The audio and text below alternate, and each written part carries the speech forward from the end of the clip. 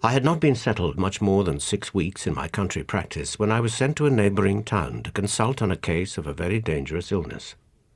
Looking to hire a gig for my return home as cheaply as possible, I sought out an unpretentious inn.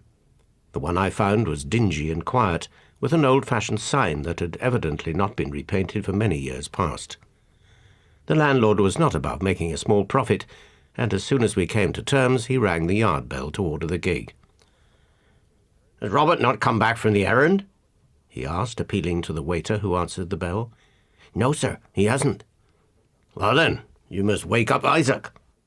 "Wake up Isaac?" I repeated. "That sounds rather odd. Do your ostlers go to bed in the daytime?" "This one does," said the landlord, smiling to himself in a rather strange way. "And dreams too," added the waiter. "Never you mind about that," retorted his master. "You go and rouse Isaac up. The gentleman's waiting for his gig." "Stop a minute," I interposed. "I have rather a fancy for seeing this man before you wake him. I'm a doctor, and if this queer sleeping and dreaming of his comes from anything wrong in his brain, I may be able to tell you what to do with him." "I rather think you'll find his complaint past all doctoring, sir," said the landlord. "But if you'd like to see him, you're welcome, I'm sure." He led the way across a yard to the stables, opened one of the doors, and waiting outside himself told me to look in. I found myself in a 2-stall stable. In one of the stalls, an old man was lying asleep on a litter. I stooped and looked at him attentively. It was a withered, woebegone face. The hollow, wrinkled cheeks and the scanty, grizzled hair told their own tale of past sorrow or suffering. He was drawing his breath convulsively when I first looked at him, and in a moment more he began to talk in his sleep. "No, wake up," I heard him say. "Wake up there! Murder!" He moved one lean arm slowly till it rested over his throat, shuddered a little, and turned on the straw. Then the arm left his throat, the hand stretched itself out and clutched at the side towards which he had turned, as if he fancied himself to be grasping at the edge of something. "Light grey eyes," he murmured, "and a droop in the left eyelid. Flaxen hair with a gold-yellow streak in it. All right, mother.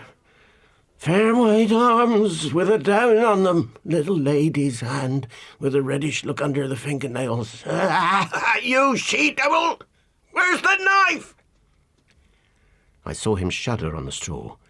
His withered face became distorted, and he threw up both his hands with a quick, hysterical gasp. They struck against the bottom of the manger under which he lay, and the blow awakened him. I had just time to slip through the door before his eyes were fully open and his senses his own again. "Do you know anything about this man's past life?" I said to the landlord. "Yes, sir. I know pretty well all about it," was the answer.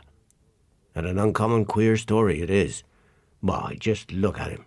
Poor devil, he's so worn out with these restless nights he's dropped back into his sleep already." "Don't wake him," I said. "I'm in no hurry for the gig. Wait till the other man comes back from his errand. And in the meantime, suppose I have some lunch and a bottle of sherry, and suppose you come and help me to get through it, The heart of mine host, as I had anticipated, warmed to me over his own wine. He soon became communicative on the subject of the man asleep in the stable, and little by little I drew the whole story out of him. It seems that some years ago there lived in the suburbs of a large seaport town on the west coast of England a man of humble circumstances by the name of Isaac Scatchard. His means of subsistence were derived from any employment he could get as an ostler, and occasionally, when times went well with him, from temporary engagements in service as stable helper in private houses. Though a faithful, steady, and honest man, he got on badly in his calling. His ill luck was proverbial among his neighbours. He was always missing good opportunities by no fault of his own, and Unlucky Isaac was his nickname in his own neighbourhood. When he was out of service, he lived alone with his widowed mother, who contrived to provide for her simple wants by doing rough work for the tailors, and always managed to keep a decent home for her son to return to whenever his ill luck drove him out helpless into the world. One bleak autumn, when Isaac was getting on towards 40, and when he was, as usual, out of place through no fault of his own, he set forth from his mother's cottage on a long walk inland to a gentleman's seat, where he had heard that a stable helper was required. It wanted then but 2 days of his birthday. and Mrs. Scatchard, with her usual fondness, made him promise before he started that he would be back in time to keep that anniversary with her in as festive a way as their poor means would allow. It was easy for him to comply with this request, even supposing he slept a night each way on the road. He was to start from home on Monday morning, and whether he got the new place or not, he was to be back for his birthday dinner on Wednesday at 2:00. Arriving at his destination too late on the Monday night to make application for the stable helper's place, he slept at the village inn, and in good time, on the Tuesday morning, presented himself at the gentleman's house to fill the vacant situation. Here again his ill luck pursued him as inexorably as ever. His long walk had been in vain. Only the day before, the stable helper's place had been given to another man. Isaac accepted this new disappointment resignedly and as a matter of course. He set forth on his homeward journey and walked all day with only one stoppage for bread and cheese. Just as it was getting towards dark, the rain came on and the wind began to rise, and he found himself stopping at a lonely roadside inn for the night. At a little after 11, the house was closed, and Isaac went round with the landlord holding the candle while the doors and lower windows were being secured. He noticed with surprise the strength of the bolts, bars, and iron-sheathed shutters. "You see, we are rather lonely here," said the landlord. "We never had any attempts made to break in yet, but it's always as well to be on the safe side." It was 11:30 by the clock in the passage as they went upstairs to the bedroom, the window of which looked out onto the wood at the back of the house. "Oh, here's where you're to sleep," said the landlord. "You're the only lodger tonight, and I think you'll say my missus has done her best to make you comfortable." Isaac locked the door, set his candle on the chest of drawers, and wearily got ready for bed. The bleak autumn wind was still blowing, and Isaac resolved as he lay down to keep the candle alight until he began to grow sleepy, for there was something unendurably depressing in the bare idea of lying awake in the darkness, listening to the dismal, ceaseless moan of the wind in the wood. Sleep stole on him before he was aware of it. His eyes closed, and he fell off insensibly to rest, without having so much as thought of extinguishing the candle. In one moment he passed from a state of sleep to a state of wakefulness, his eyes wide open, his mental perceptions cleared on a sudden as if by a miracle. The candle had burnt down nearly to the last morsel of tallow, but the top of the unsnuffed wick had just fallen off, and the light in the little room was for the moment fair and full. Between the foot of the bed and the closed door, there stood a woman with a knife in her hand, looking at him. He was stricken with terror. The woman said not a word as they stared each other in the face, but she began to move slowly towards the left-hand side of the bed. She was a fair, fine woman, with yellowish flaxen hair and light grey eyes, with a droop in the left eyelid. Speechless, with no expression in her face, with no noise following her footfall, she came closer and closer, stopped, and slowly raised the knife. He laid his right arm over his throat to save it, but as he saw the knife coming down, threw his hand across the bed to the right side and jerked his body over that way, just as the knife descended on the mattress within an inch of his shoulder. His eyes fixed on her arm and hand as she slowly drew the knife out of the bed. A white, well-shaped arm, with a pretty down lying lightly over the fair skin.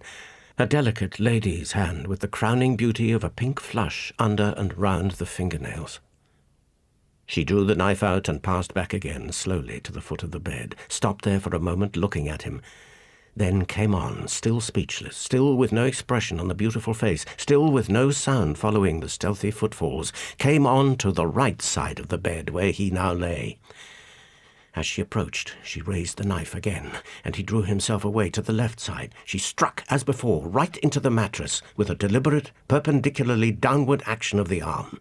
This time his eyes wandered from her to the knife. It was like the large clasp knives which he had often seen labouring men use to cut their bread and bacon with. Her delicate little fingers did not conceal more than 2/3 of the handle. He noticed that it was made of buckhorn, clean and shining as the blade was, and looking like new. For the second time she drew the knife out, concealed it in the wide sleeve of her gown, then stopped by the bedside, watching him. For an instant he saw her standing in that position, Then the wick of the spent candle fell over into the socket. The flame diminished to a little blue point, and the room grew dark. A moment, or less if possible, passed so, and then the wick flamed up smokily for the last time. His eyes were still looking eagerly over the right-hand side of the bed when the final flash of light came, but they discerned nothing. The fair woman with the knife was gone. With the dreadful conviction of what he had seen still strong within him, he leapt out of bed and, screaming, "Murder! Wake up there! Wake up!" dashed headlong through the darkness to the door. It was fast locked, exactly as he had left it on going to bed. His cries on starting up had alarmed the house. He heard the terrified, confused exclamations of women.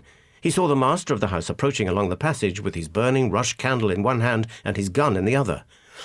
"What is it?" asked the landlord breathlessly. Isaac could only answer in a whisper. "A woman with a knife in her hand, in my room, a fair, yellow-haired woman. She jabbed at me with a knife twice over." The landlord looked at Isaac by the flickering light of his candle.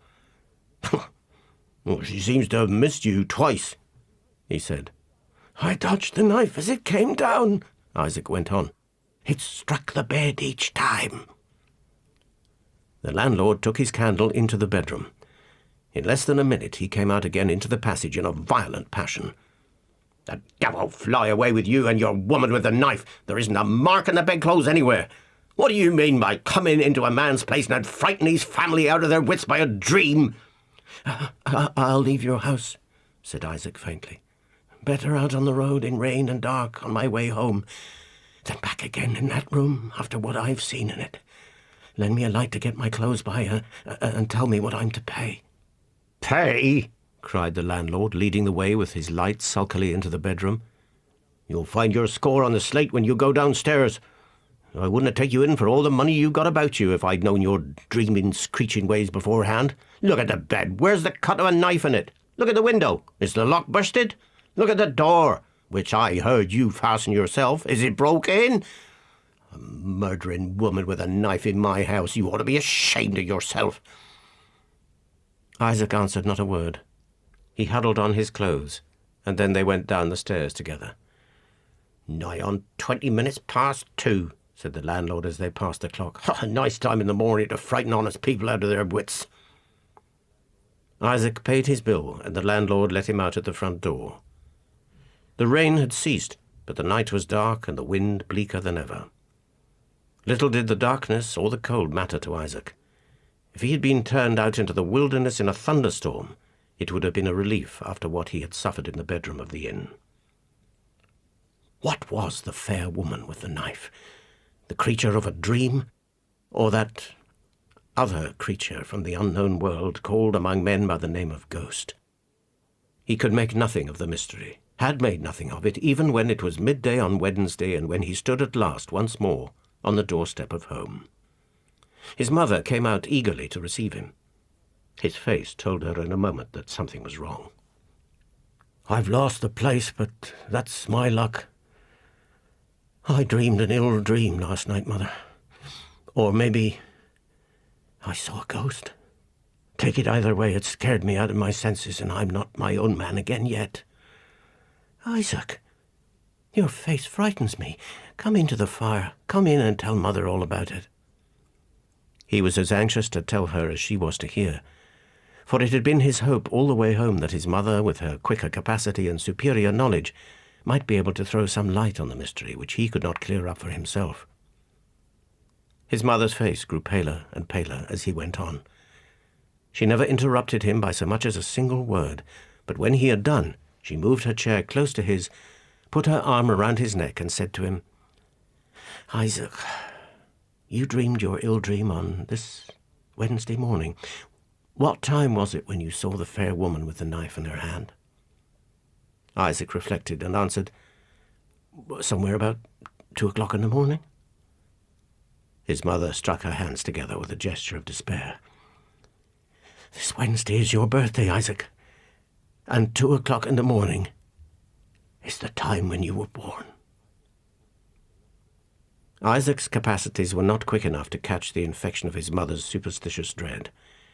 He was amazed and a little startled also when she suddenly rose from her chair, opening her old writing desk, took pen, ink, and paper, and then said to him, "Your memory's but a poor one, Isaac, and now I am an old woman. Mine's not much better. I want all about this dream of yours to be as well known to both of us years hence as it is now. Tell me over again all you told me a minute ago when you spoke of what the woman with the knife looked like." Isaac obeyed, and marvelled much as he saw his mother carefully set down on paper the very words that he was saying. "Light grey eyes," she wrote, "with a droop in a left eyelid, flaxen hair with a yellow gold streak in it, white arms with a down upon them, little lady's hands with a reddish look about the fingernails, clasp knife with a buckhorn handle that seemed as good as new." Mrs. Scatchard added the year, month, day of the week, and time in the morning when the woman of the dream appeared to her son. She then locked up the paper carefully in her writing desk. Neither on that day nor on any day after could her son induce her to return to the matter of the dream. She obstinately kept her thoughts about it to herself, and even refused to refer again to the paper in her writing desk. Ere long, Isaac grew weary of attempting to make her break her resolute silence, and time gradually wore out the impression produced on him by the dream. He began by thinking of it carelessly, and he ended by not thinking of it at all. This result was the more easily brought about by the advent of some important changes for the better in his prospects. He reaped at last the reward of his long and patient suffering under adversity by getting an excellent place, keeping it for 7 years, and leaving it, on the death of his master, not only with an excellent character, but also with a comfortable annuity bequeathed to him as a reward for saving his mistress's life in a carriage accident. Thus it happened that Isaac Scatchard returned to his old mother 7 years after the time of the dream at the inn, with an annual sum of money at his disposal, sufficient to keep them both in ease and independence for the rest of their lives. The mother, whose health had been bad of late years, profited so much by the care bestowed on her and by freedom from money anxieties that when Isaac's birthday came round she was able to sit up comfortably at table and dine with him. On that day, as the evening drew on, Mrs. Scatchard discovered that a bottle of tonic medicine, which she was accustomed to take, happened to be empty. Isaac immediately volunteered to go to the chemist's and get it filled again. It was a rainy, bleak night, and on going into the chemist's shop he was passed hurriedly by a poorly dressed woman coming out of it. The glimpse he had of her face struck him, and he looked back after her as she descended the doorsteps. "You're noticing that woman?" said the chemist's apprentice behind the counter. "It's my opinion there's something wrong with her. She's been asking for laudanum to put on a bad tooth. Pooh, master's out for half an hour, and I told her I wasn't allowed to sell poison to strangers in his absence. She laughed in a queer way and said she would come back in half an hour. If she expects master to serve her, I think she'd be disappointed. It's a case of suicide, sir, if ever there was one yet." These words added immeasurably to the sudden interest in the woman which Isaac had felt at the first sight of her face. After he had got the medicine bottle filled, he looked about anxiously for her as soon as he was out on the street. She was walking slowly up and down on the opposite side of the road. With his heart, very much to his own surprise, beating fast, Isaac crossed over and spoke to her. He asked if she was in any distress. She pointed to her torn shawl, her scanty dress, her crushed, dirty bonnet, then moved under a lamp so as to let the light fall on her stern, pale, but still most beautiful face. "I look like a comfortable, happy woman, don't I?" she said with a bitter laugh. She spoke with a purity of intonation which Isaac had never heard before from other than ladies' lips. Her slightest action seemed to have the easy, negligent grace of a thoroughbred woman. Her skin, for all its poverty-stricken paleness, was as delicate as if her life had been passed in the enjoyment of every social comfort that wealth can purchase. Even her small, finely shaped hands, gloveless as they were, had not lost their whiteness. Little by little, in answer to his questions, the sad story of the woman came out. There is no need to relate it here. It is told over and over again in police reports and paragraphs descriptive of attempted suicides. "My name is Rebecca Murdoch," said the woman, as she ended. "I have 9 pence left, and I thought of spending it at the chemist's over the way and securing a passage to the other world. Whatever it is, it can't be worse to me than this, so why should I stop here?" Besides the natural compassion and sadness moved in his heart by what he heard, Isaac felt within him some mysterious influence at work all the time the woman was speaking, which utterly confused his ideas and almost deprived him of his powers of speech. All that he could say in answer to her last reckless words was that he would prevent her from attempting her own life if he followed her about all night to do it. His rough, trembling earnestness seemed to impress her. "I won't occasion you that trouble," she answered. "You have given me a fancy for living by speaking kindly to me." Isaac was hopelessly taken with the poor woman, and a few more stolen interviews after that first meeting completed his infatuation. In less than a month, he had consented to give Rebecca Murdoch a new interest in existence and a chance of recovering the character she had lost by promising to make her his wife. There was only one thing wanting to perfect his happiness. At their first meeting, there had been mingled with his admiration when he looked in her face a faint, involuntary feeling of doubt whether that face was entirely strange to him. He announced his marriage engagement precipitately and confusedly to his mother on the day when he contracted it. Poor Mrs. Scatchard showed her perfect confidence in her son by flinging her arms around his neck and giving him joy of having found at last a woman to comfort and care for him after his mother was gone. She was all eagerness to see the woman of her son's choice, and the next day was fixed for the introduction. It was a bright, sunny morning, and the little cottage parlour was full of light as Mrs. Scatchard, happy and expectant, dressed for the occasion in her Sunday gown, sat waiting for her son and her future daughter-in-law.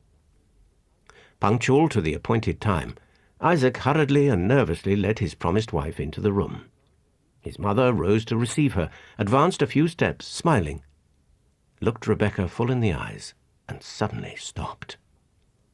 Her face, which had been flushed the moment before, turned white in an instant. Her eyes lost their expression of softness and kindness, and assumed a blank look of terror. Her outstretched hands fell to her sides, and she staggered back a few steps with a low cry to her son. "Isaac," she whispered, clutching him fast by the arm. "Isaac, does that woman's face remind you of nothing?" Before he could answer, before he could look round to where Rebecca stood, astonished and angered by her reception, his mother pointed impatiently to her writing desk and gave him the key. "Open it," she said in a quick, breathless whisper. "What does this mean? Why am I being treated as if I had no business here?" asked Rebecca angrily. "Open it, and give me the paper in the left-hand drawer. Quick, quick, for heaven's sake," said Mrs. Scatchard. Isaac gave her the paper. She looked it over eagerly for a moment, then followed Rebecca, who was now turning away haughtily to leave the room, and caught her by the shoulder, abruptly raised the long, loose sleeve of her gown, and glanced at her hand and arm. Something like fear began to steal over the angry expression on Rebecca's face, as she shook herself free from the old woman's grasp, and left the room. Isaac was hastening after her when his mother turned and stopped him. "Light grey eyes," she said. "A droop in the left eyelid. Flaxen hair with a gold streak in it. White arms with a down on them. Little lady's hands with a reddish look under the fingernails. The dream woman, Isaac. The dream woman." The faint, cleaving doubt, which he had never been able to shake off in Rebecca Murdoch's presence, was fatally set at rest forever. He had seen her face then before, 7 years before, on his birthday, in the bedroom of the lonely inn. "Be warned, oh my son, be warned. Isaac, Isaac, let her go, and do you stop with me." Something darkened the parlour window as those words were said. A sudden chill ran through Isaac, and he glanced sidelong at the shadow. Rebecca Murdoch had come back. She was peering in at them over the low window blind. "I have promised to marry, Mother," he said. "And marry I must." 3 weeks after that day, Isaac and Rebecca were man and wife. Although, after that first interview in the cottage parlour, No consideration could induce Mrs. Scatchard to see her son's wife again, or even to talk of her when Isaac tried to plead her cause after their marriage. After some quiet months of married life, Isaac found his wife altering towards him. She grew sullen and contemptuous. She began drinking, and little by little, after the first miserable discovery that his wife was keeping company with drunkards, the shocking certainty forced itself on Isaac that she had grown to be a drunkard herself. He had been in a sadly despondent state for some time before the occurrence of these domestic calamities.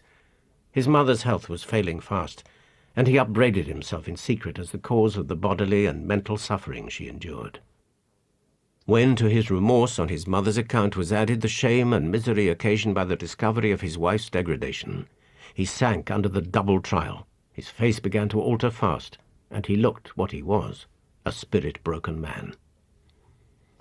His mother, still struggling bravely against the illness that was hurrying her to the grave, was the first to notice the sad alteration in him, and the first to hear of his trouble with his wife.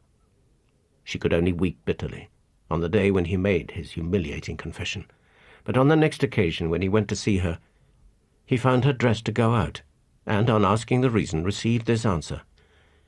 "I am not long for this world, Isaac," she said, "and I shall not feel easy on my deathbed unless I have done my best to the last to make my son happy.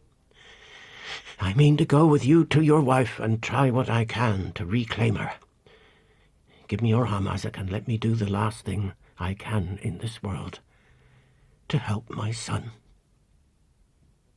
He could not disobey her, and they walked together slowly towards his miserable home. It was 1 o'clock in the afternoon when they arrived. It was their dinner hour, and Rebecca was in the kitchen. His wife soon came into the parlour, and the meeting between her and Mrs. Scatchard passed off better than he had ventured to anticipate.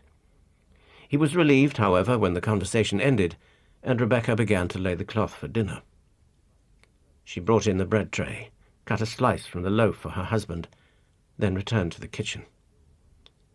At that moment, Isaac, still anxiously watching his mother, was startled by seeing the same ghastly change pass over her face, which had altered it so awfully on the morning when Rebecca and she first met.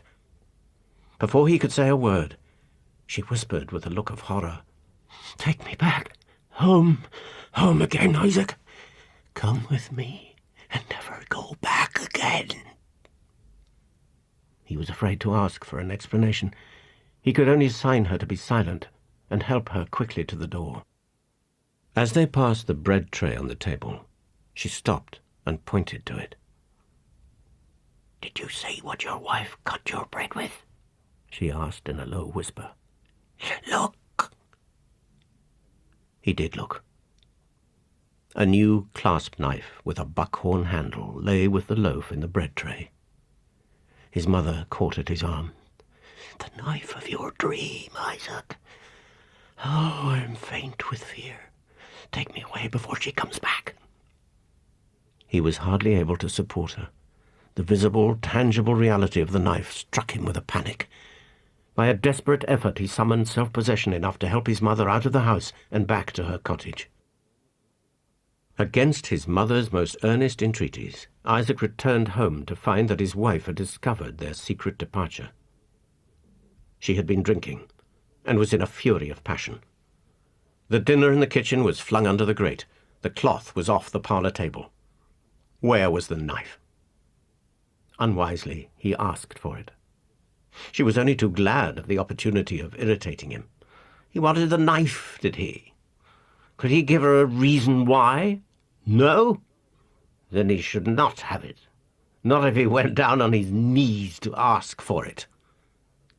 Further recriminations elicited the fact that she brought it at a bargain, and that she considered it her own special property. Isaac saw the uselessness of attempting to get the knife by fair means, and determined to search for it later in the day in secret. The search was unsuccessful. Night came on, and he left the house to walk about the streets. He was afraid now to sleep in the same room with her. 3 weeks passed. Still sullenly enraged with him, she would not give up the knife, and still that fear of sleeping in the same room with her possessed him. He walked about at night, or dozed in the parlour, or sat watching by his mother's bedside. Before the expiration of the first week in the new month, his mother died.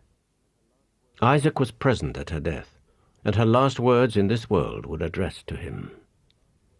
"Don't go back, my son. Don't go back." He was obliged to go back, if it were only to watch his wife. Exasperated by his distrust of her, she revengefully sought to add a sting to his grief by declaring that she would attend the funeral. In spite of all he could do or say, she held with wicked pertinacity to her words, and on the day appointed for the burial, forced herself, inflamed and shameless with drink, into her husband's presence, and declared that she would walk in the funeral procession to his mother's grave. This last, worst outrage, accompanied by all that was most insulting in word and look, maddened him for the moment. He struck her. The instant the blow was dealt, he repented it. She crouched down, silent, in the corner of the room, and eyed him steadily. It was a look that cooled his hot blood and made him tremble. But there was no time now to think of a means of making atonement. Nothing remained but to risk the worst till the funeral was over. There was but one way of making sure of her. He locked her into her bedroom.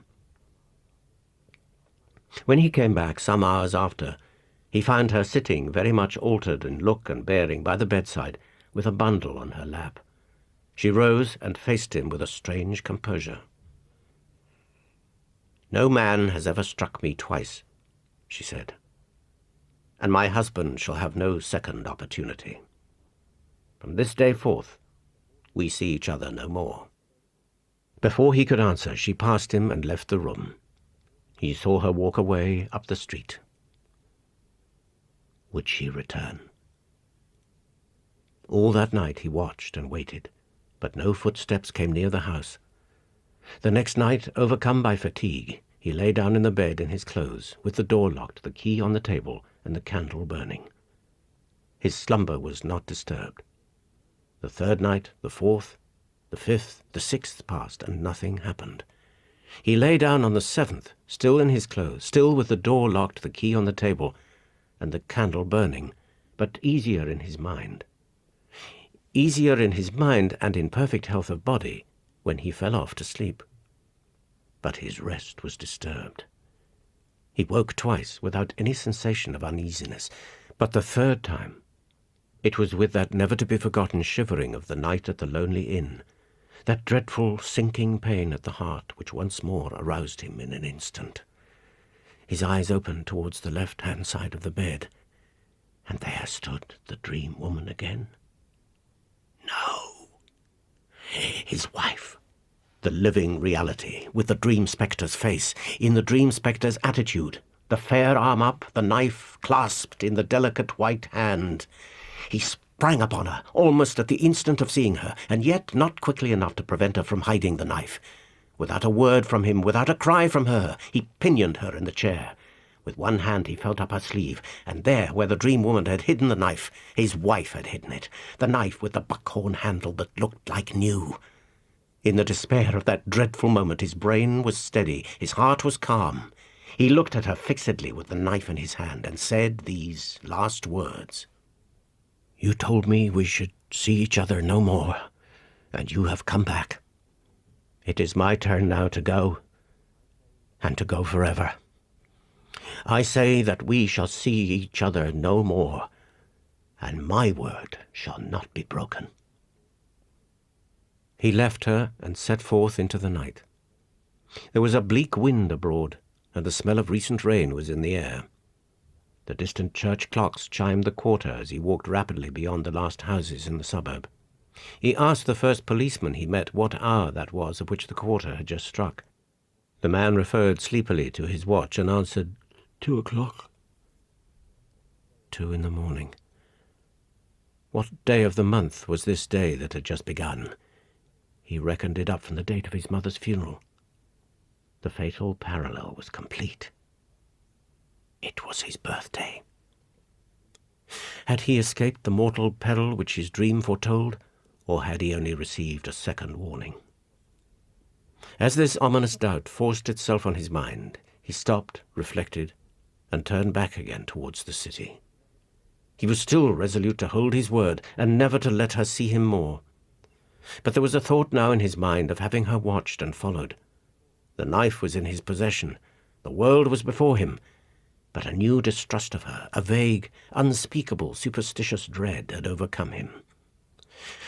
"I must know where she goes, now she thinks I have left her," he said to himself, as he stole back wearily to the precincts of his house. It was still dark. He waited outside, never losing sight of the house till daylight. Then he ventured indoors, listened, and heard nothing. Looked into the kitchen, scullery, parlour, and found nothing. Went up at last into the bedroom. It was empty. Whither had she gone? No mortal tongue could tell him. The darkness had covered her flight, and when the day broke no man could say where the light found her. Before leaving the house and the town forever, he gave instructions to a friend and neighbour to sell his furniture for anything that it would fetch, and to apply the proceeds towards employing the police to trace her. The directions were honestly followed, and the money was well spent, but the inquiries led to nothing. At this part of the narrative the landlord paused, and turning towards the window of the room in which we were sitting, looked in the direction of the stable-yard. "So far," he said, "I tell you what was told to me. The little that remains to be added lies within my own experience. Between 2 and 3 months after the events I've just been relating, Isaac Scatchard came to me and asked for employment here. He has the perpetual thought that his wife is alive and looking for him. I believe he would not let himself drive off to sleep towards 2 in the morning for a king's ransom. 2 in the morning, he says, is the time she will find him one of these days. 2 in the morning is the time all the year round.